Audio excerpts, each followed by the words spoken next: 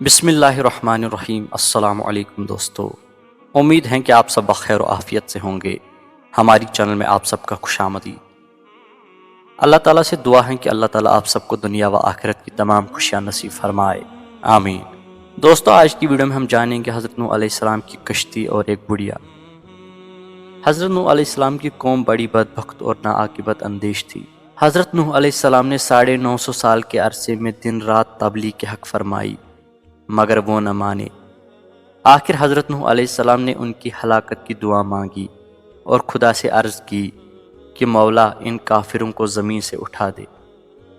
چنانچہ آپ کی دعا قبول ہو گئی اور خدا نے حکم دیا کہ اے نوح، میں پانی کا ایک طوفان عظیم لاؤں گا اور ان سب کافروں کو ہلاک کر دوں گا۔ تو اپنے اور چند ماننے والوں کے لیے ایک کشتی بنا لے۔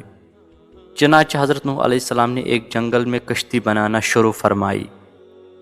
کافر آپ کو دیکھتے اور کہتے، اے نوح کیا کرتے ہو؟ آپ فرماتے، ایسا مکان بناتا ہوں جو پانی پر چلے۔ کافر یہ سن کر ہنستے اور تمسخر کرتے۔ حضرت نوح علیہ السلام فرماتے کہ آج تم ہنستے ہو اور ایک دن ہم تم پر ہنسیں گے۔ حضرت نوح علیہ السلام نے ایک کشتی 2 سال میں تیار کی۔ اس کی لمبائی 300 گز، چوڑائی 50 گز اور اونچائی 30 گز تھی۔ اس کشتی میں 3 درجے بنائے گئے تھے۔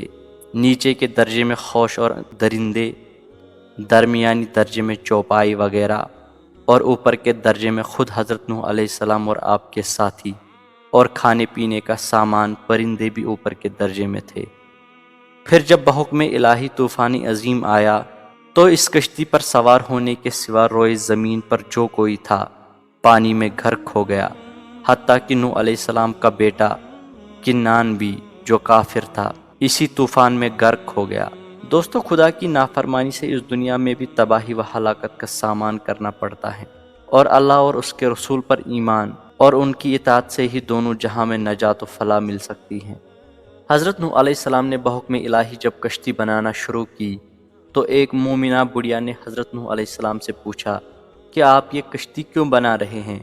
آپ نے فرمایا، بڑی بی، ایک بہت بڑا پانی کا طوفان آنے والا ہے جس میں سب کافر ہلاک ہو جائیں گے اور مومن اس کشتی کے ذریعے بچ جائیں گے۔ بڑھیا نے عرض کی، حضور جب طوفان آنے والا ہو تو مجھے خبر کر دیجیے گا تاکہ میں بھی کشتی پر سوار ہو جاؤں۔ بڑھیا کی جھونپڑی شہر سے باہر کچھ فاصلے پر تھی۔ پھر جب طوفان کا وقت آیا تو حضرت نوح علیہ السلام دوسرے لوگوں کو تو کشتی پر چڑھانے میں مشغول ہو گئے، مگر اس بڑھیا کا خیال نہ رہا، حتیٰ کہ خدا کا ہولناک عذاب پانی کے طوفان کی شکل میں آیا اور روئے زمین کے سب کافروں کو ہلاک کر گیا۔